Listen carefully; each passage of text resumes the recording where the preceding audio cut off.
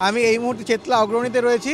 সামনে যে ইনস্টলেশনটা দেখা যাচ্ছে এটা একটা অপূর্ব বাঁশের ইনস্টলেশন, এবং এই যে পিক্সেল ফর্ম, সেই পিক্সেল ফর্মটাকে ধরা হয়েছে এখানে, এবং পিক্সেল ফর্মের মাধ্যমে এই বাঁশের ইনস্টলেশন করা হয়েছে, যার মধ্যে একটা কৃষ্ণের মুখ দেখানো হচ্ছে।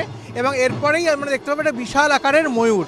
সেই ময়ূর কিন্তু আমাদের জাতীয় পাখি, এবং অবশ্যই একটা দৃষ্টিনন্দন তার মধ্যে রয়েছে।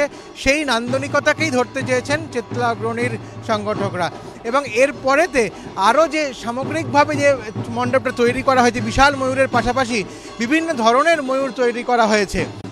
আমরা দেখতে পাচ্ছি যে বিভিন্ন জিনিস দিয়ে বিভিন্ন ধরনের ময়ূর করা হয়েছে, এবং ময়ূরের যে নীল সবুজ রং, সেই রংটাকেই কিন্তু বেস কালার হিসেবে ব্যবহার করা হয়েছে। আমরা দেখতে পাচ্ছি যে একেবারে ছোট্ট আকারে ময়ূর রয়েছে বেশ কিছু, এবং ময়ূররা যে ডিম পাড়ে, কীভাবে তারা রাখে, সন্তানদের যত্ন নেয়, সেইগুলোকেও দেখানো হয়েছে। তো সামগ্রিকভাবে গোটা মণ্ডপটাই কিন্তু এই ময়ূরকে কেন্দ্র করে তৈরি হয়েছে, এবং তাকে ঘিরেই গোটা মণ্ডপটা সেজে উঠেছে। চেতলা অগ্রণী এবারের অন্যতম আলোক আনন্দ সম্মান সেরা পুজো হিসেবে উঠে এলো এবারে দক্ষিণ কলকাতায়।